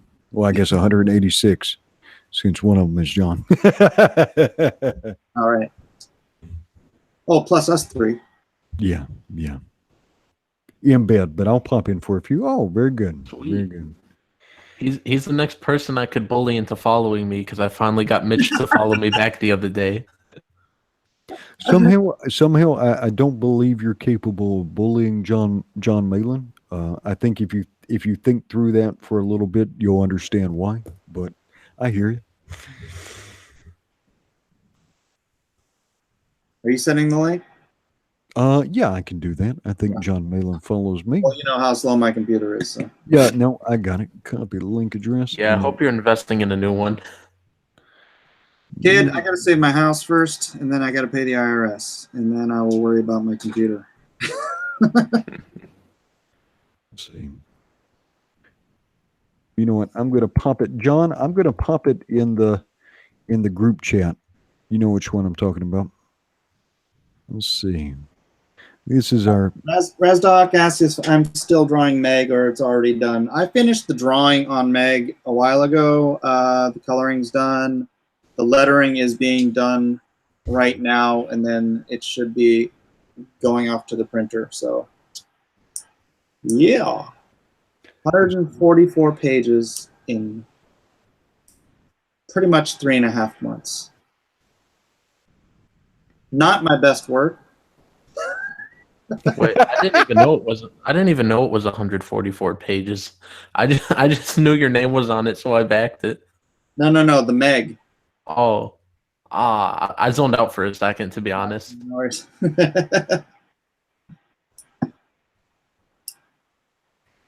And that's a movie now. I barely keep up with. Or is that already in theaters or it's No, coming it's out? coming out on the 10th. So, what? It's Saturday, Friday maybe. Yeah, it was insane. I did it for several of the issues. I had a guy helping out on my backgrounds, Eric Nienoltowski, because I was trying to make sure I can get this whole thing done. But then I got done doing the foregrounds and the breakdowns on issue 6, and he hadn't even started issue 5, so I did all of issue 6 on my own. Oh no, wait. I think I gave him 6 first, and then I went back and did 5. I don't know. One of the issues I did just everything by myself. It was a blur, man. I was working on that thing nonstop. It was like I jacked up my neck and just working so much. It was like that's what happens to me if I work like too much, too long. My neck just like locks up. Mm. So I expect that to be happening sometime mid-September. And that's just the angle you're holding yourself at, or? Well, I was doing all my breakdowns on the computer, like I was, did on these other pages. And so I was down here and I was looking up. So I'm desk down, desk forward with the Wacom tablet, looking up at the computer. This for me is much more comfortable, just looking down at a piece of paper and drawing.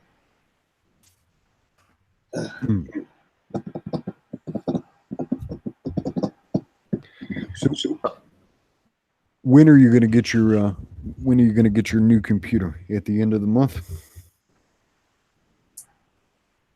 I don't know. Because you got that fancy new tablet that your old computer can't run. Yeah. I'm gonna look into getting a newer operating system. That was the issue. Ooh, be real careful with that. Because I'll lose everything on my computer. Well, but if your computer's old enough, typically every time you upgrade the operating system on the Mac, it uses a whole lot more resources. And so programs that you can use now might become unusable because the operating system is chewing up so much of the resources. Yeah. Yeah. Until you get a new computer, I wouldn't recommend making any changes to your operating system, man. All right. Well, then you guys are going to have to deal with my potato. I don't know that he wants to do technical support on the live stream, but how old is your Mac? I don't know. I bought it used, and then I had it upgraded with a solid state drive. About this Mac. Usually you press about this Mac and it comes up right away. Yeah. Yeah, still waiting.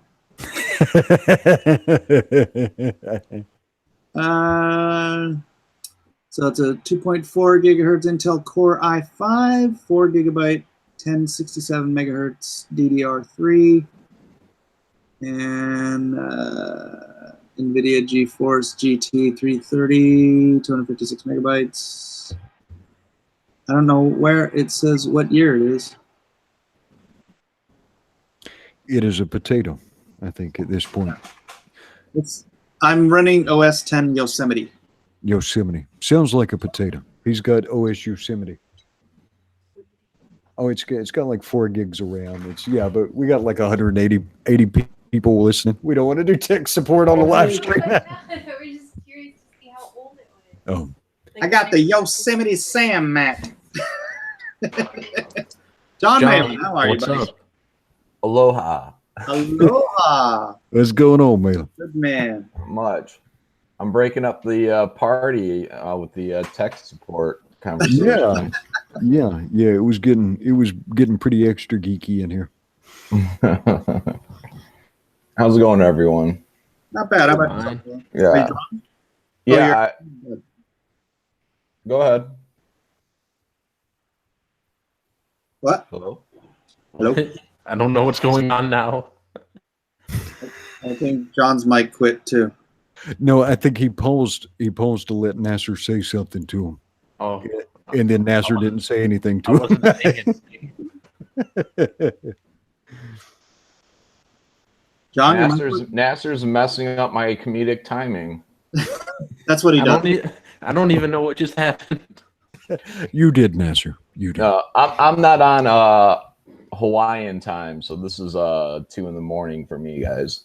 Oh, So yeah, It's 1 in the morning for me. my brain's at half speed, and I'm just now trying to gear it back up so we can talk Gotcha. a little Bell County. Yeah, that's what I wanted to hear. It sounded like y'all had a right good time down there. Give us Yeah. Oh, go ahead, Mike. No, I said give us the report. You are the guest. Yeah. So I was invited to go down to Bell County. Timothy Lim, I think, did some behind the scenes to help make that happen and organize and to get Richard down there as well.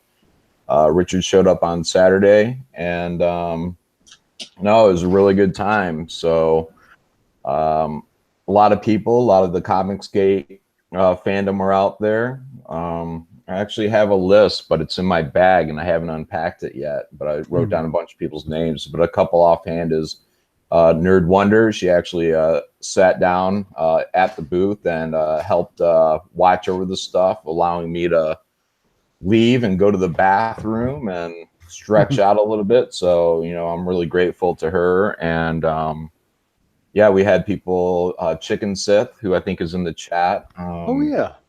Yeah, Kylo Ren's chest was there, and he looks nothing like his avatar. So it was weird seeing a head attached to him that did not look like Kylo Ren. And but yeah, really great guys and a lot of fun. So I got to do a Timothy, myself, Mark Pellegrini, Tim's wife. We all got to go to a private dinner, which was really cool. Danny Trejo was there. Kevin Eastman. Let's see. Some Power Rangers were there, and there's others, but my brain's just not firing. The Flash Gordon guy, Sam Jones, he was there too. So, but yeah, it was pretty cool, man. Got to do some celebrity sighting and see a lot of the fans. So it was very exciting. And thank you to everyone at Bell County for getting myself and others out there, and might be doing it again next year. Huh. Where's Bell County? Texas. Oh, I think the town that it was in is called Belton. Yeah, so the two big highlights when I was down there was everyone was telling me there were two things I had to do. So originally I didn't know where this was at. So I was like, yeah, I'd like to go see the Alamo. It's not that close to the Alamo. So then I wanted to get to Waco because I found out it was like 30 minutes more north, and I wanted to go see the Branch Davidian site. Whatever. It was the thing. And so that didn't happen, but luckily I had two great touristy things right there in the area. So the first night I went to dinner with Mark and Tim and his wife, and then they took me to a place called Buc-ee's, which is like the world's largest convenience store. It has like 100 gas pumps, and then it's like this. It's like half of a, I don't know, like your standard kind of grocery market, I guess. And it's just everything you'd find in a convenience store, plus cowboy hats and shit like that. So that was pretty cool. And then we had they have a restaurant like a McDonald's, but it's called a Whataburger. And I was told that I had to have a Whataburger while I was there. So I did, and it was very good. So yeah, so that was essentially my trip. And the plane flights were fine, and yeah. Right on. Sounds like there wasn't any yelling or screaming or fuss or muss. Sounds like everybody had a good time. Yeah, there wasn't a single negative person there. There was not a single comment put our way at all. So, I mean, yeah, it was 100% positive. So that's because everyone was carrying a gun. It could have been. People get real polite. Yeah. So what are you working on right now, John? Right now, I am going to catch up on some commissions that I have to do for my patrons, and I'm going to do a piece for Englandine of the I Love Comics channel because he had a contest. I can't remember what it was called, but I agreed to do a drawing of I think it's the winner and the second place person's avatars fighting each other. And this contest, it ended like over a month ago, but there was nothing I could do at that point. I was on hard deadline. So, But now that I'm freed up, now I'm catching up on stuff. And then I will be starting a project here in about a week or two, but I can't say what it is. Well, you did a cover for a friend of mine, John De La Rose. You did that Flying Sparks cover, and that was a right sexy version. I think he calls that character Meta Girl. Oh, okay, yeah. And Brett Smith did the colors for it. So, so I think John reached out to Brett, or I think they may be already friends, whatnot. And then Brett reached out to me about doing that. And I was like, yeah, okay, sure. So, so we ended up doing the cover for that, and that's a Indiegogo too, I believe. And if anyone's interested in backing that, it's just look up Flying Sparks on Indiegogo. Jiminy, grab that and put it on if you're still on. Yeah, John De La Rose is a good guy. So if you need a cover done, for your project, and you got a couple dollars in your pocket, and by a couple dollars, I mean you got a couple $100 or more, give John a call. But you better call him soon because he's going to be in demand. He's going to be in demand working on stuff. I had him on today. Oh, John De La Rose? Yeah. Nice. So, John, is there any chance you're going to be at C2E2 next year so I could get Jawbreakers and Flying Sparks signed? I've never gone to C2E2. If I was probably going to be in Chicago, it'd probably be Wizard World Chicago. But right now, I don't have any plans. I don't attend many conventions. If I'm invited, then there's a much better chance that I will go. And I was invited to Texas, so... but if they don't reach out to me, and then I probably won't be setting up there. I'll make sure to invite you. Unless it becomes a much larger group effort with myself, Richard, and other comic skaters. Well, I think at some point, Comicsgate either needs to have its own convention, or either needs to take over a substantial portion of some other convention in a show of force. That's what I think as well. I don't really think we need to have our own convention. I think we need to go where we belong, and where we belong is front and center with the rest of the comics community. We are not what they say we are. We are definitely not Nazis or white supremacists. And, there's people that are pretty average, moderates. I'm an Obama voter, so I know that stings, but it's true. So, we belong in the regular conventions, and we need to make some stands in these regular conventions, and show people who we are. We do not need to cower into our own safe space by forming our own convention. That's my own personal view. Mm-hmm. Yeah. I don't know. Someday maybe we'll be big enough to do that. I mean, I could see it. But I hope we are not big enough to cower into our own personal safe space. No, that's not the thing. Large enough where there's enough people. There's enough people who are sick. Penny Arcade started their own video gaming convention because they just had millions of fans. They were just a webcomic, and they started their own convention. And now they have conventions on 3 or 4 continents. Yeah, I think if the Indiegogos as a whole, meaning outside of the Comicsgate community specific, I think if the transition from what is now the mainstream ends up being that now most of the mainstream people start doing their own Indiegogos, then I would like to see a convention centered around that larger sphere of people. So. Which is of all politics and all of everything. Yes. I'm just hesitant of building these echo chambers and having these closed knit groups.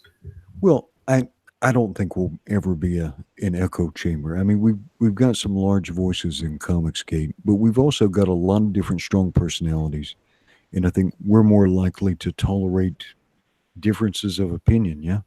Yeah. Mm-hmm. Absolutely. Yeah.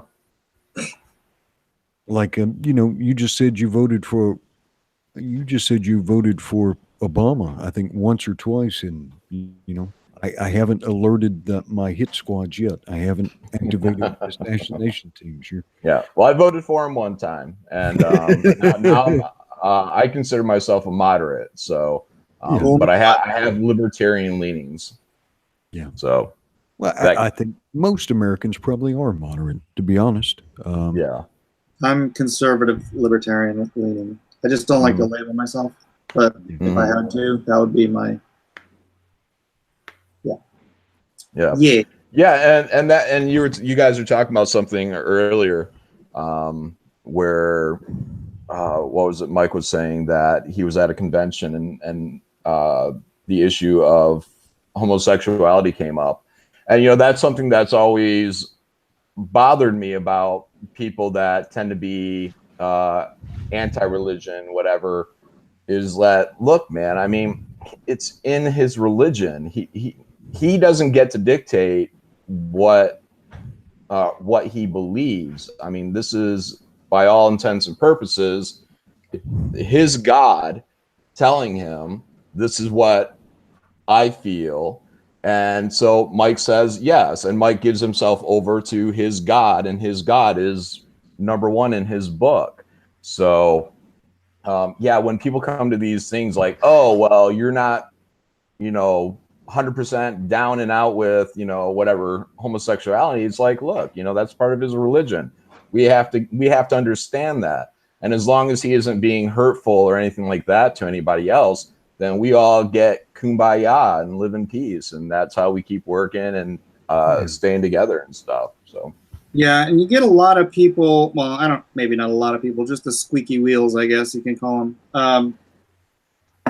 Who they try to claim, well, you're just homophobic and you use your religion to justify it, and I'm like, I grew up agnostic. I'm like, it's not. I didn't. I had gay friends growing up. That's not. It's when I became a Christian, I had to adopt the moral code of the Bible, and it's like I don't get a choice. If I get a choice, that's me being God, being my own God, right? It's like if I'm telling God what He has to tell me. And the only reason that anybody should ever have any real concern on that is if you are a threat to somebody, someone that's out to harm somebody physically. Then it's understandable that somebody would say, "Oh, okay, well this dude might be going a little too far." But as long as everybody is on the live and let live thing, you believe what you believe, and others are allowed to believe what they want to believe, and we're all going to be cool with that. And that's it. That's really the way for everything to go. Yep. Yeah. I can't force anyone to believe anything. No. Yeah. Well, faith doesn't work like that. Yeah. And I probably share a lot of common beliefs. I don't know. Me and Mike haven't gone down like a laundry list of doctrines, but what I can't find anywhere in my faith is the requirement to treat somebody with disrespect or anger. I can't find it. Okay. And so regardless of what I think God may require of me, what I do know is that God requires me to extend kindness and charity to people. That's absolutely required. And so, you can be a Christian and treat people of all different sorts of beliefs and ideas with absolute and fundamental and real respect. There is no conflict there whatsoever. Yep. Well, Mike. Yeah, and I also say, I'm sympathetic too that, you know, when some of these people are hardliners or anti-religion, whatever, you know, I'm not a necessarily religious person. I grew up, you know, Christian. I went to like a Christian Bible camp, and I don't consider myself religious now. My wife is, but I'm a big Christmas guy. So I love Christmas. In Michigan, we have a town called Frankenmuth, which is it has a store called Bronner's, which is the world's largest Christmas store. So my wife and I, we actually go there multiple times a year just to walk around and look at all the stuff and whatever. You know, obviously I grew up with Christmas, so it has, you know, it's special to me. So, but yeah, you know, I went through a time where I was anti-religion as well. You know, I mean, you know, we all grow up and we all get older. So I do feel a bit of sympathy, you know, even with the SJW stuff, I do feel sympathetic. I know there were times where I was challenging a lot of things, you know, and being a bit of a dick and, you know, so I understand that people can go through things and that people can grow and evolve. And, you know, even when I look at the SJWs or the people in their 20s and stuff, and I think, you know, when they hit their 30s, they'll probably be a little bit wiser, a little bit older. So, you know, I hope that as we all progress down, you know, through the years here, that, you know, we just keep in mind that everybody says stupid shit, and, you know, we'll try to make ourselves better as we go along, and maybe we can offer a little bit of guidance to the younger generation, people like Nasser. How you doing, Nasser? Fine. I think Nasser fell asleep. I am tired. But it is good to see someone like Nasser getting out there, you know, in his early 20s and doing these Indiegogos and stuff. So I don't know what the quality level is of your writing or whatnot, but I am glad to see that. And I'll send you some scripts if you want. I'll con you into working with me. as long as they're short, because I have very low tolerance for reading. I'm more of an audiobook guy. So, but yeah, you can send me my something scripts are short. very simple. Yeah, you could send me something, you know, a few pages or something, and, you know, I'd be happy to check them out.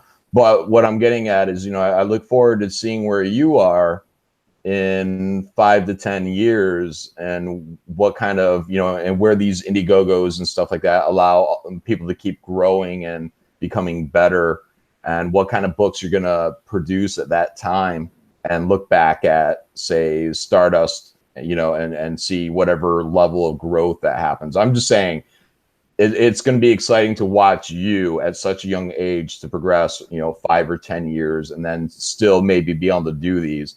But, you know, like, we might be in the presence of somebody that could grow into being one of the great, like you guys were recommending reading material to him, 1984 and the Fahrenheit up, I think it was 451, I think it is. So yeah. I am not the most literate, but I'm aware of the content of these books, and I'm sure these are going to help fuel him into becoming a better writer. If I considered myself a writer, I would do a lot more reading, but I'm an artist that likes to write. Well, John, the audiobooks for a lot of stuff is just on YouTube if you want to check it out. I was listening to The Fountainhead. I listened to, and I was listening to It before that remake came out. Yeah. So that was actually pretty good. I know you guys are kind of down on Stephen King, but it was actually a pretty good novel. The ending had a very weird part to it, but everything else in there is pretty good. There's a lot of talented creeps out there. Yeah. It's just that was the breaking point for me when he was disparaging soldiers, saying they were stupid. And just, you know, especially at that age, you know, because he should be able to look back and say, you know, well, the reason I can say these things is because of the soldiers. The reason I've been able to live in these United States of America is because of the soldiers. It's, you know, that's what at the end of the day lets us live our lives as we live them, is because we have men with guns that are ready to kick anybody's ass if they try to fuck with us. So it's tough being, you know, one of the biggest guys on the block, but, you know, sometimes the biggest guy on the block also has to be an asshole.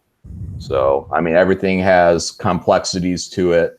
and to just try to narrow that down, like, oh well, if you don't read, you're dumb and you're going to be a soldier, and that's not necessarily true at all.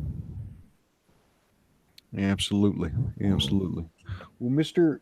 Miller, I'm going to have to wrap it up here pretty shortly. Yeah, we are past our allotted time. I want to thank John Malin for popping in here. John, let's do it again. Yeah, thanks, Mike. Appreciate it. Nasser, thank you for coming out of your shell a little bit. Thanks for having me on. Absolutely, buddy. And Edwin, would you like to do the honors? Yeah, thank you all for joining us this evening. Please, if you haven't checked it out already, please take a look at Nasser Stardust. Please take a look at Mr. Mike Miller's Lone Star, Heart of the Hero. John Malin, very talented artist. If you like what he's doing, he's got some perks on his Patreon. Please take a look at that. If you haven't already, go to I believe it is whatiscomicsgate.com, where you can get a succinct explanation of what Comicsgate is, and please come around once again and join us on the Aloha Hour. We want to uplift you. And leave you better than we found you, and hopefully hopefully spend a quality hour with you almost every night of the week. And thank you very much for joining us this evening. Aloha, everybody. See you guys. Aloha.